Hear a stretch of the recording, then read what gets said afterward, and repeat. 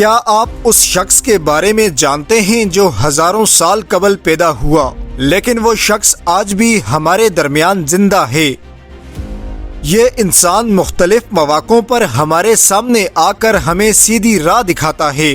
آج کی اس ویڈیو میں ہم دنیا کے سب سے پر اسرار شخص کے متعلق بات کریں گے جنہیں دنیا حضرت خضر کے نام سے جانتی ہے۔ حضرت خضر علیہ السلام کو ہمیشہ زندہ رہنے کی طاقت کیسے حاصل ہوئی، اس کے متعلق مختلف واقعات ملتے ہیں۔ ابن عساکر نے تاریخ دمشق کے اندر لکھا ہے کہ جب حضرت آدم کے انتقال کا وقت قریب آیا تو آپ نے اپنے تمام بیٹوں کو جمع کر کے ارشاد فرمایا، اے میرے بیٹو، بے شک اللہ تعالیٰ اس زمین پر ایک بڑا عذاب نازل کرنے والا ہے۔ تم میری وفات کے بعد میرے جسم کو ایک غار کے اندر رکھ دینا اور پھر بعد میں مجھے ملک شام کے اندر دفن کر دینا۔ لہٰذا آپ کی وفات کے بعد حضرت آدم کا جسم آپ کے بیٹوں کے پاس رہا۔ جب اللہ تعالیٰ نے حضرت نوح علیہ السلام کو نبوت عطا کی تو انہوں نے حضرت آدم کے جسم کو اپنے پاس رکھا۔ جس وقت اللہ تعالیٰ نے زمین پر طوفان نوح کو بھیجا اور دنیا کی ہر چیز کو تباہ کرنے کے بعد طوفان ختم کیا تو حضرت نوح بابل شہر میں آ کر ٹھہرے اور اپنے تینوں بیٹوں کو نصیحت کی کہ آدم علیہ السلام کے جسم کو غار سے باہر لا کر شام میں دفن کر دو۔ حضرت نوح کے بیٹوں نے کہا، جس غار میں حضرت آدم کا جسم رکھا گیا وہاں تک کی زمین بالکل ویران پڑی ہے اور نہ ہی اب ہم اس جگہ کا راستہ جانتے ہیں۔ حضرت نوح نے فرمایا، حضرت آدم کی دعا ہے کہ جو شخص ان کے جسم کو دفن کرے گا تو وہ شخص قیامت تک زندہ رہے گا۔ لیکن حضرت نوح کے بیٹے نہ مانے اور حضرت آدم کا جسم مبارک اسی غار کے اندر رہا، یہاں تک کہ حضرت آدم کی سلبی اولاد جن کا نام حضرت خضر تھا انہوں نے آپ کے جسم کو دفن کیا۔ اس وجہ سے اللہ نے حضرت آدم کی دعا کو قبول کر لیا۔ اب جب تک اللہ چاہے گا حضرت خضر علیہ السلام اس وقت تک زندہ رہیں گے۔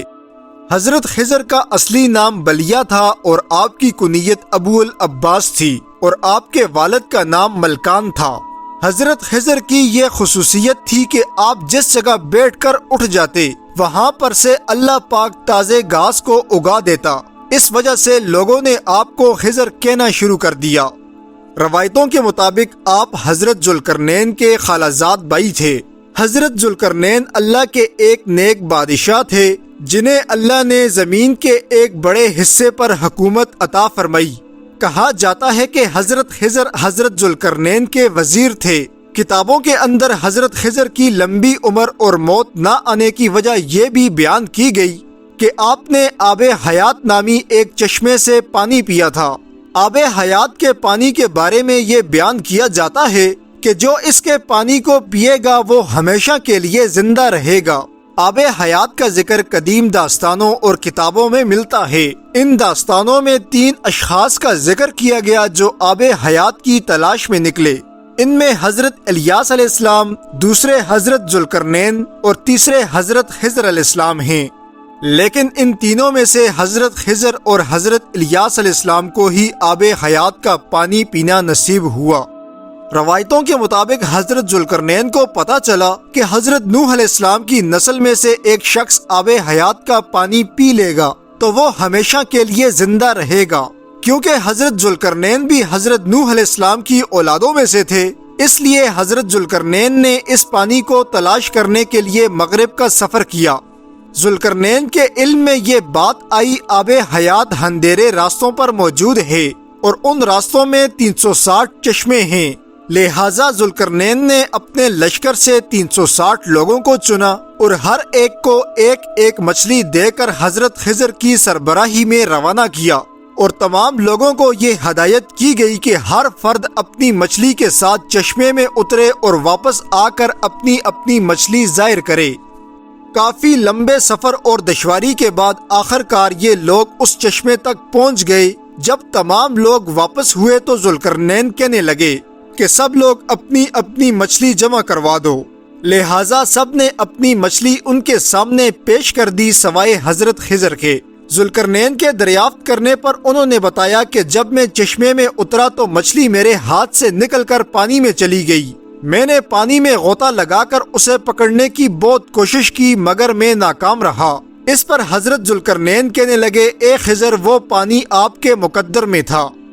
آب حیات میں غوطہ لگانے اور اس مقدس پانی کو پینے کی برکت سے حضرت خضر علیہ السلام اب ہمیشہ زندہ رہیں گے اور آپ کو کبھی موت نہ آئے گی۔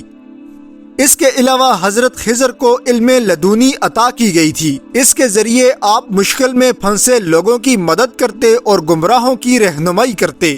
لوگوں میں یہ بات بھی مشہور ہے کہ آپ راستہ بھٹک جانے والوں کو راستہ دکھاتے ہیں۔ اگر کوئی اللہ کا نیک بندہ مشکل کا شکار ہو کر راستہ بھٹک جائے تو حضرت خضر علیہ السلام اس کی مدد کرنے عین وقت پر پہنچتے ہیں۔ روایتوں کے مطابق حضرت الیاس علیہ السلام کی ذمہ داری سمندر میں لوگوں کی رہنمائی کرنا ہے اور حضرت خضر کی زمین پر لوگوں کی رہنمائی کرنا۔ بعض روایتوں کے مطابق حضرت خضر علیہ السلام نے حضرت محمد صلی اللہ علیہ وسلم کے ہاتھوں پر بیعت کی اور مدینہ میں آپ صلی اللہ علیہ وسلم سے ملاقات کے لیے بھی آیا کرتے۔ اس کے علاوہ حضرت عمر بن عبدالعزیز سے بھی حضرت خضر کی ملاقات ثابت ہے۔